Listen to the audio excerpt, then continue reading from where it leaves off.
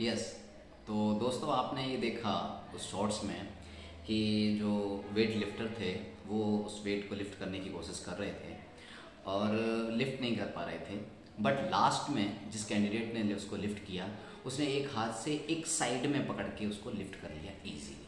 ठीक है, तो इसके पीछे बेसिकली रीज़न क्या है, क्या फिजिक्स इसके पीछे लग रही है कि उसने एक हाथ से एक साइड में पकड़ के उस इतने हैवी को पिक कर लिया, ठीक है, लिफ्ट कर लिया।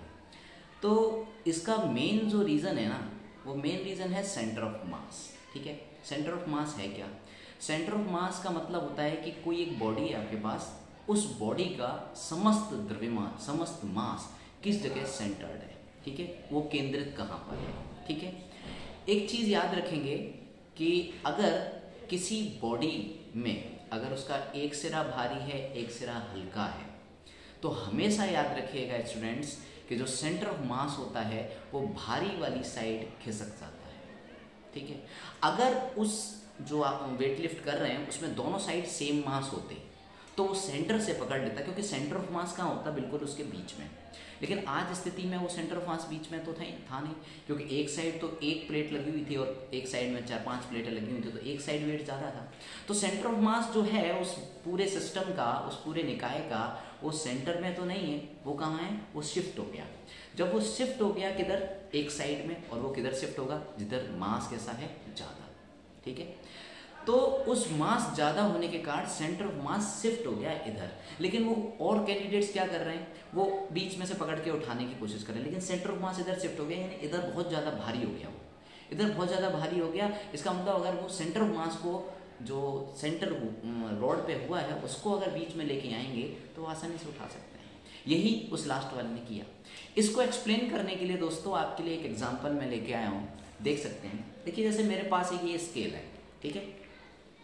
इस स्केल में मैं क्या करता हूँ कि सबसे पहले मैं इस स्केल को बैलेंस करने की कोशिश करता हूँ। ठीक है, तो देखिएगा जब मैं इस स्केल को बैलेंस कर रहा हूँ तो मेरे दोनों बिल्कुल हाथों को मैंने बिल्कुल कॉर्नर पर रखा हुआ है। ठीक है, अब मैं इसको आगे की तरफ चला रहा हूँ। देखो, अभी एक चल रहा है, दूसरा वाला रुका हुआ है, अब दूसरा चलना शुरू हुआ है, अब दोनों चल रहे हैं। ठीक है, ये दोनों जो हाथ हैं कि मेरे किनोर हैं, ये वहीं जाके रुकेंगे जहाँ इसका सेंटर ऑफ मास होगा, पूरा द्रव्यमान केंद्रित होगा। ये देखिए लगभग बराबर है दोनों तरफ, सेंटर ऑफ मास यहीं पर है इस बॉडी का। ठीक है, समझ में आई बात कि सेंटर ऑफ मास कहाँ है, इसका सेंटर में है, क्योंकि बॉडी कैसी है, यूनिफॉर्म है, एक समरूप है। बट आज इसके सिनेरियो को थोड़ा सा बदल देते हैं। क्या बदलते हैं, देखिए मैंने एक साइड में एक छोटा पेन लगाया है, ठीक है, इसका वेट कम होगा, और इस साइड में मैं मार्कर को यूज़ कर रहा हूँ जिसका वेट ज़्यादा है। ठीक है, ये लगा दिया दोनों को। बेसिकली था क्या, बेसिकली था ये कि जो सेंटर ऑफ मास है वो सेंटर में था जब सिस्टम आपका कैसा था, यूनिफॉर्म था। ठीक है, बट क्या आज ये सिस्टम यूनिफॉर्म है? नो, सिस्टम यूनिफॉर्म नहीं है। और सिस्टम यूनिफॉर्म नहीं है तो सेंटर ऑफ मास क्या होगा, बदल जाएगा। सेंटर ऑफ मास मैंने क्या बताया था आपको स्टार्टिंग में कि सेंटर ऑफ मास उधर शिफ्ट हो जाता है जिधर मास ज़्यादा होता है। ठीक है, तो सेंटर ऑफ मास देखिए जरा, मैं इसको ट्राई करता हूँ, वहीं से लेता हूँ एंड से। ठीक है, अब देखिएगा मैं इसको, इसका सेंटर ऑफ मास खोजने की कोशिश करता हूँ। देखो,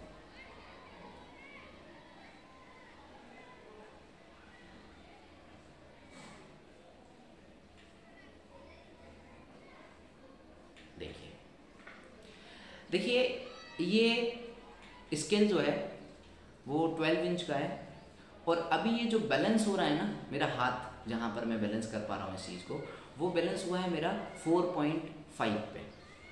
basically centre of mass uniform के लिए 12 इंच का है तो 6 पर होना चाहिए था, बट ये 4.5 पर हो गया। इसका मतलब सेंटर ऑफ मास क्या हो गया, खिसक गया।